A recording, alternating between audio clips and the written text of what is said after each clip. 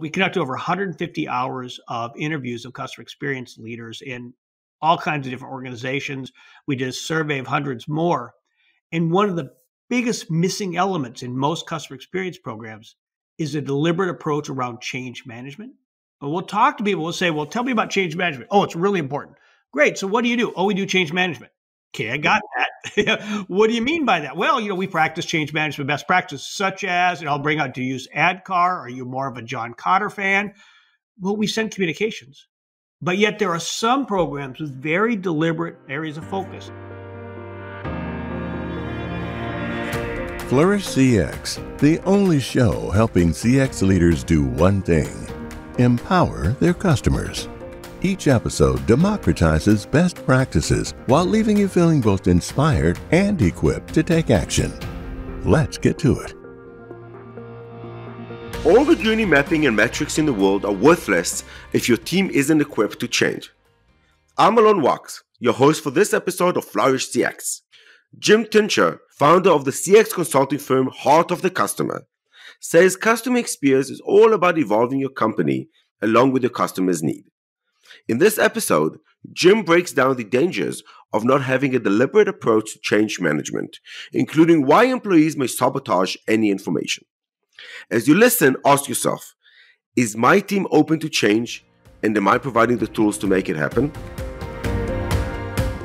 We always have these wonderful podcasts that ask you for 10 minutes to go through your resume and everything that people can find on LinkedIn. We're not going to do that. What we will do is ask you to please tell us something nobody knows about you, which is who and what profession would you be if you were not this amazing guru of experiences? Well, that's hard to say because even my first job, when I was in tech support, I was on vacation going to visit my girlfriend, now wife, and I asked to visit a customer while I was there. So it's always been something that's in my blood. Now, if I were to retire today, which I have no plans to, and do something different, I would probably become a barbecue chef. Tell me more. Why? It's the one time in my life I'm patient. We put on an annual barbecue and we'll have 80 to 100 people there.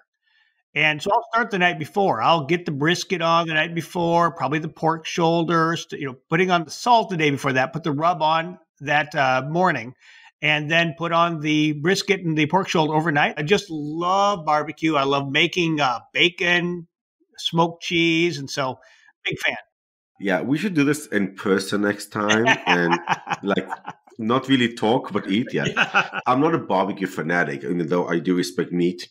And I grew up in South Africa where meat and eating is just a delightful treat, just like in America. But now we must talk about experiences, about customers, not just about experiences of food, right? All right. Excellent. I believe actually one thing that you talked about is patience.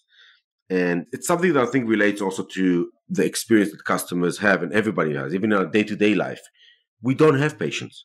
And the reason for that, I'd love to hear from you, is why do you think that the new standard is no patience? Do you see that in consumer and customers today? Oh, 100%. And it's not surprising. It's frustrating and annoying sometimes when you're trying to create experiences, but it's absolutely critical. And I think it came just naturally. Amazon is a big player. When suddenly you could get products delivered to you the same day, it set expectations, everybody, on a number of different areas. Obviously, speed. That's become really critical. Also, transparency. The fact that I can find out where my packages are, it tells me that it's 10 stops away. That's something that is translated over into the most hard-nosed B2B journeys, is that customers are now expecting that same sort of speed and visibility they get from Amazon, from Domino's, from others, even in B2B contexts. We talk to manufacturers, we talk to distributors, we talk to insurance companies, we tell them Amazon's your competitor. Not that Amazon's going to be, shipping all the medical supplies, the chemicals, whatever else, but in a customer's mind, they're evaluating you compared to what they get in their home. And Amazon's a great example of that. We talk about this a lot at Zoom, and who sponsored this podcast and others. We say that the standards of the direct-to-consumer and B2C are now in everybody's mind. A buyer in B2B is still a person. And if we're used to what is the Amazon frictionless experience, because that's mostly what it is, one click away to everything, and the data providing you actually knowledge about, okay, it's going to be a day delayed, we're sorry. That is something that's very important. But then I'm going to actually try and counter this, and I'd love your opinion. So shouldn't we push everybody to do one click away, self-service for everything, just like everything in the Amazon world? Or is there still a place for this high-touch customer success person? Oh, there certainly is a place for that. And if we look at an Amazon company, which is Zappos, they're very different touch. If you have to talk to a person, or if you get to talk to a person at Amazon, that means they failed. Something went wrong. Yet when we look instead at Zappos, they go out of their way to have a conversation. Zappos celebrates I think it's 10-hour and 45-minute phone call somebody had to, and they got the sale of shoes at the end.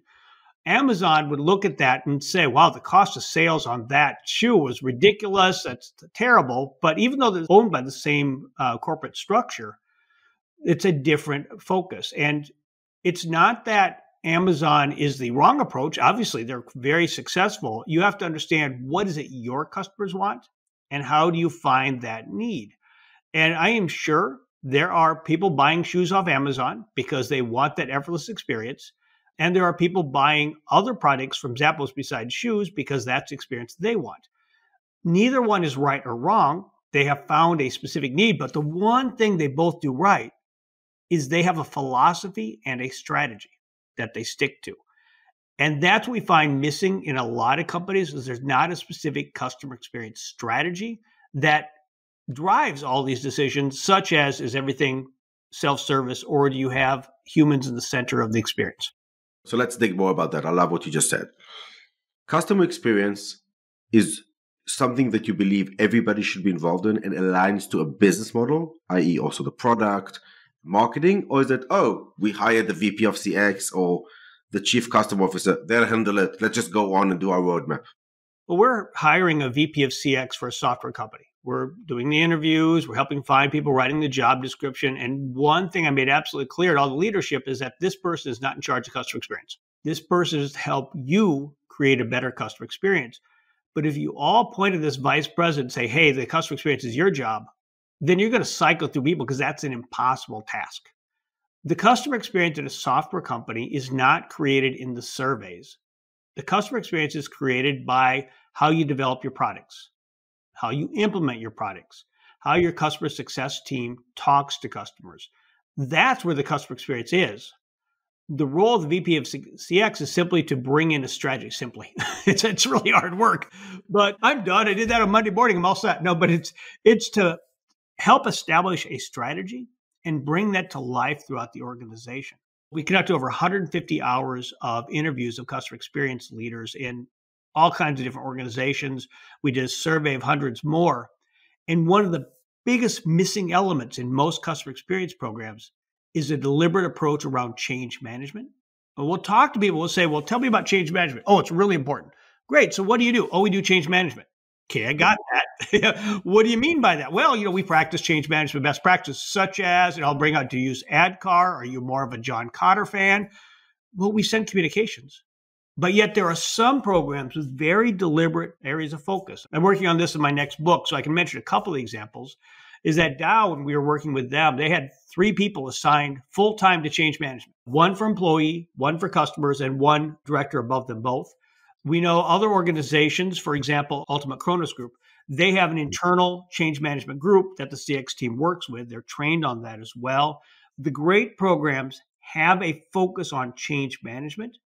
Surveys, while they seem to take up disproportionate amounts of time in most CX programs, Darren Byrne, who's at Wolters Kluwer, I love his model. He doesn't deal with surveys. He does not focus on surveys at all. He has a market research group that does all the surveys. He focuses more on the change management. That is what I love to see, is that when surveys are taken out of the customer experience altogether, give it to some other group and let customer experience be about change. So there's a lot of you talked about here. Let's dissect a few.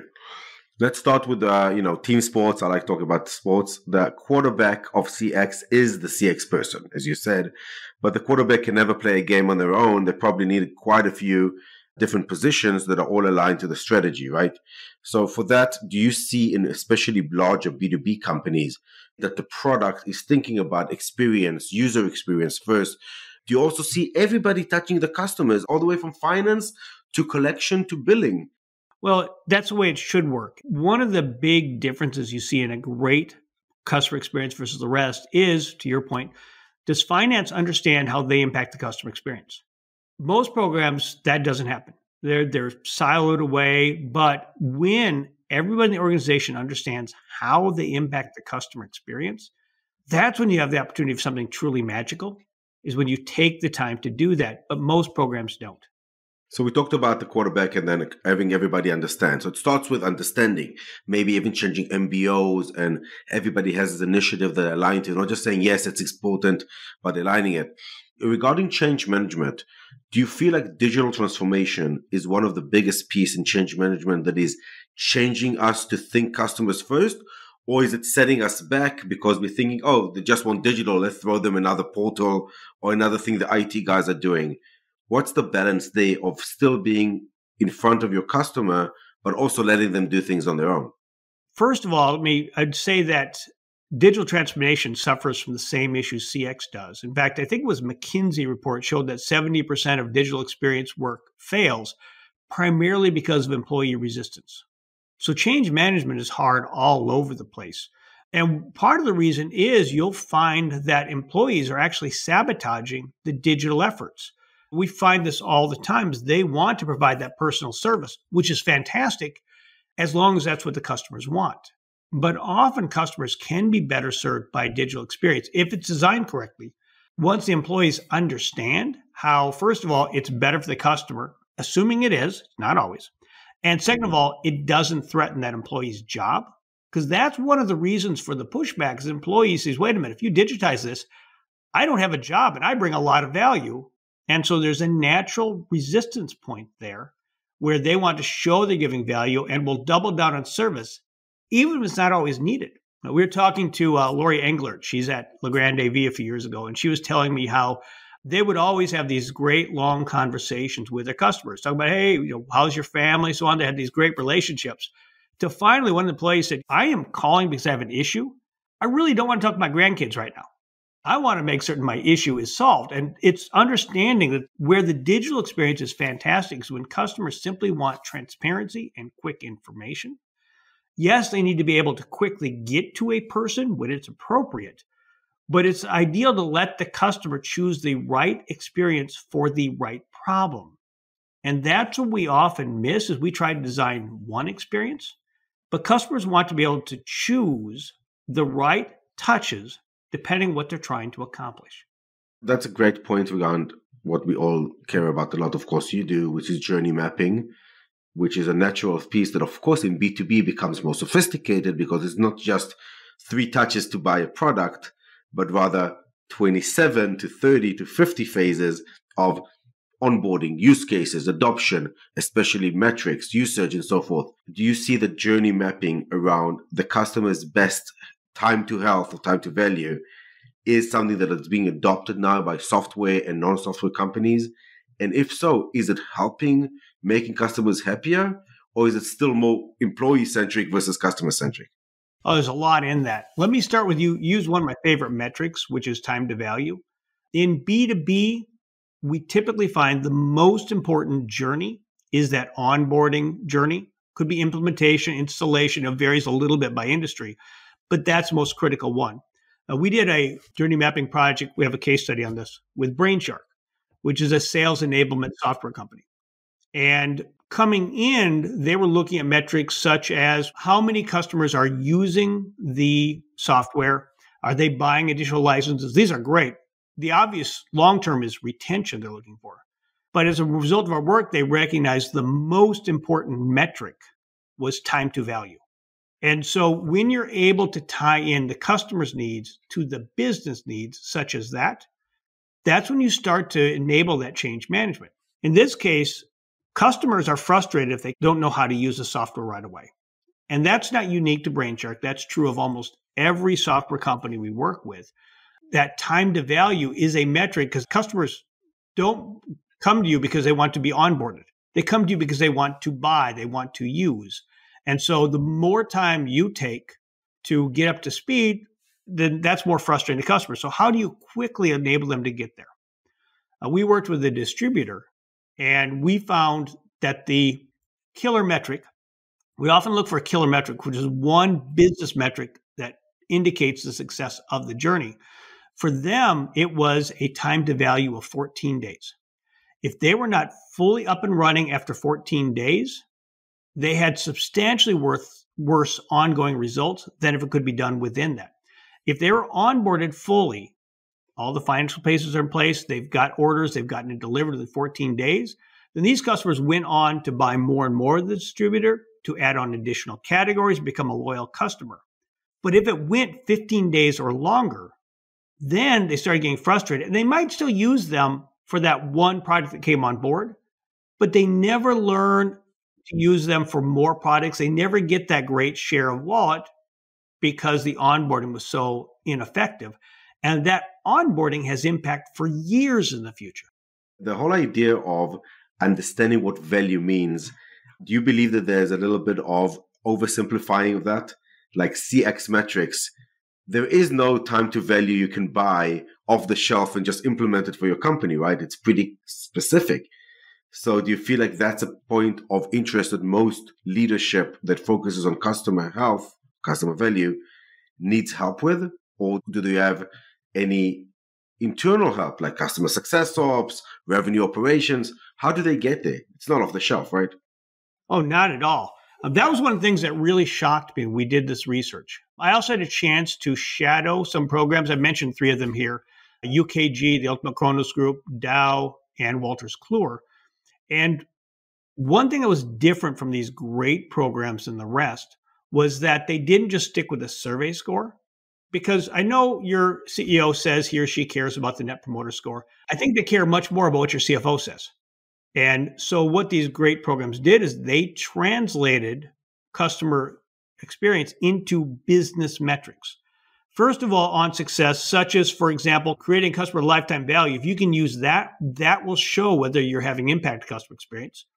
Different industries have different things: net dollar retention, annualized recurring revenue. It's there, but finding that one business metric your CEO cares about, but also your operations group, well, they care somewhat about customer lifetime value. They also care more about specific operational metrics or behavioral metrics. And these great programs also translate the customer experience into those metrics. And they were able to show. So Jen Zamora, who leads customer experience at Dow, one of my favorite statements of hers is that when she talks to another leader, is that an improved customer experience will make it easier for you to accomplish your goals. Well, Jen first takes time to figure out what those goals are, and they're usually not a survey score, actually almost never are, and they aren't always even financial outcomes. It might be more about inventory turn. And so she takes the time to translate and to attach customer experience to turning of inventory or other metrics. And that's the magical work.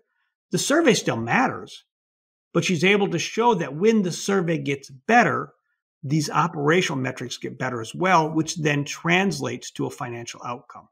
That's the great work. And we've changed our business in the last couple of years after doing this research to help companies go beyond the map. Map's important as a starting point, but to start translating that into the operational and behavioral metrics that the organization cares about. So we'll talk about these 2 things. I think it's a great conversation. The surveys as being a point in time, but not really about the entire behavior of the customer. That gives you the challenges of, I want to know everything about my customer, right? How do I collect all the signals? A survey is a part of it. Usage is a part of it. Are they looking at knowledge base? Are they looking at videos? There must be more leading data indicators to help you understand the state of every customer. Well, there definitely are. Our research shows that 1 out of 4 programs are change makers, and the change makers are doing exactly what you're talking about.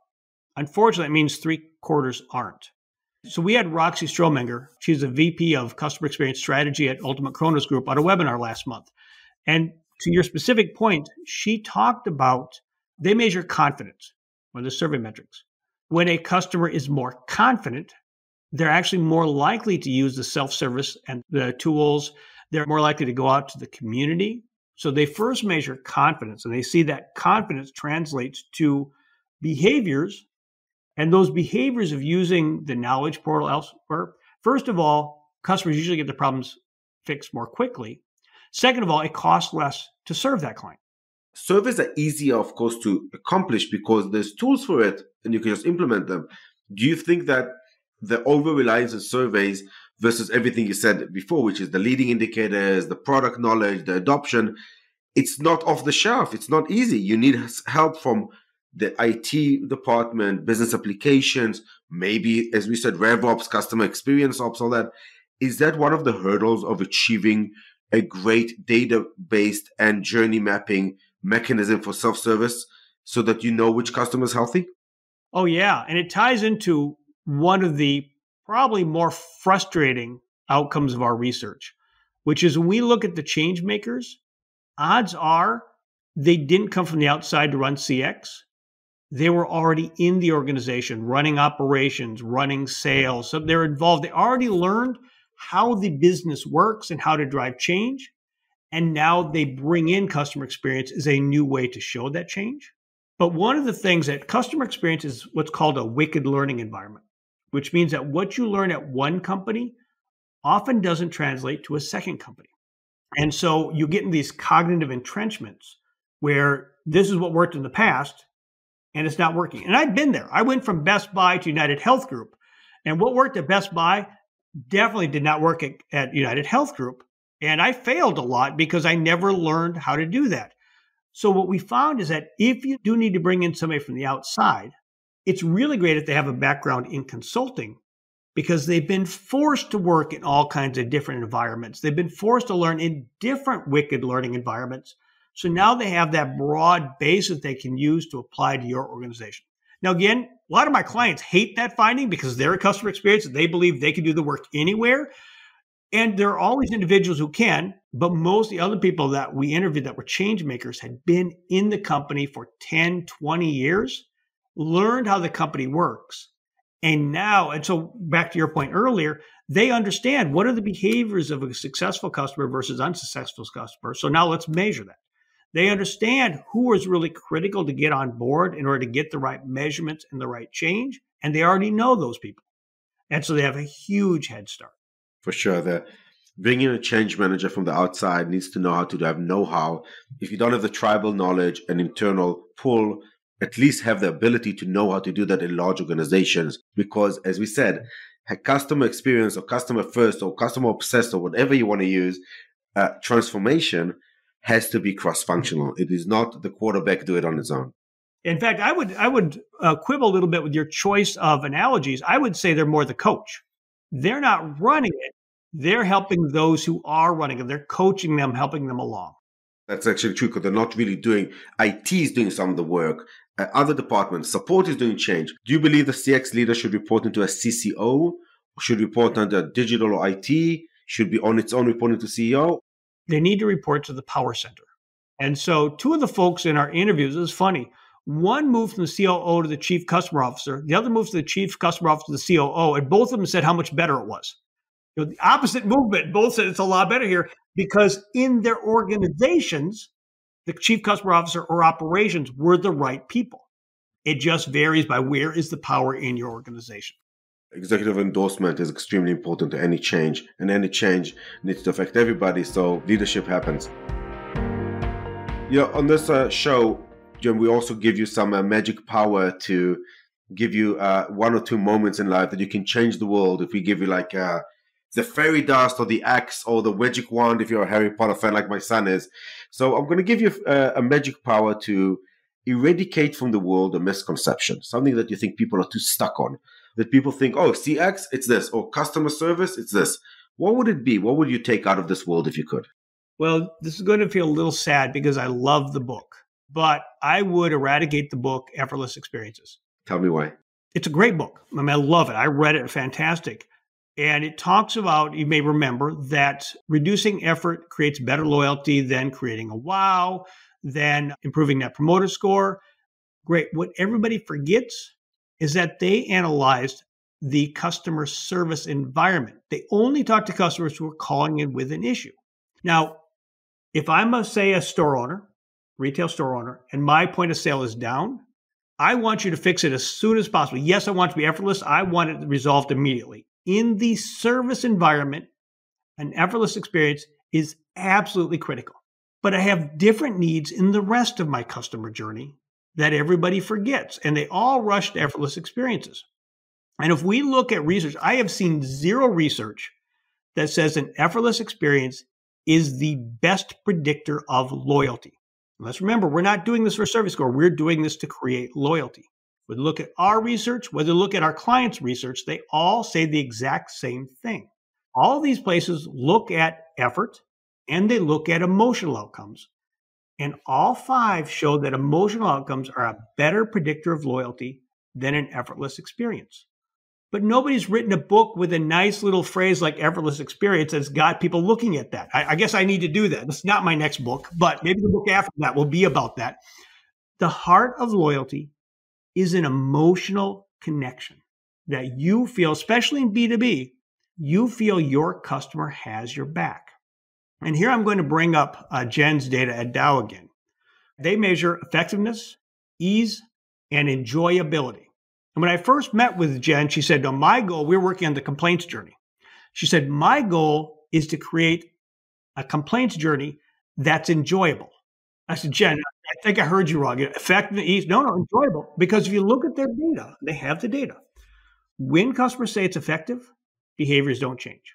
When customers say it's easy, behaviors don't change. But when customers say that Dow creates an enjoyable experience with them, then those customers' behaviors change. Dow becomes less of a vendor and more of a partner. And these companies that say that Dow is enjoyable to work with, they order more products, they're more flexible on price, and they're far more likely to partner with Dow to create new-to-the-world products. And that's what we should all be aiming for, those kinds of outcomes. And you don't get there sheerly by reducing effort.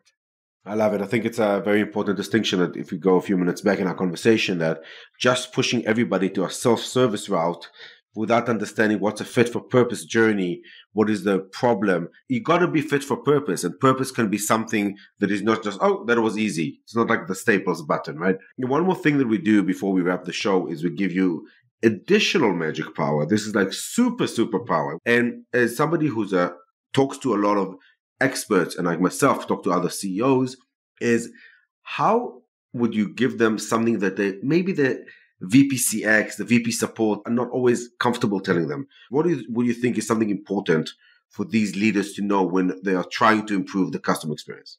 That is that you're doing it wrongly. And why I say that is that most customer experience programs are focused on a survey score. And more importantly, in a B2B organization, average B2B organization, 90% of employees have never met a customer in person. And yet they're designing those experiences for people they've never met.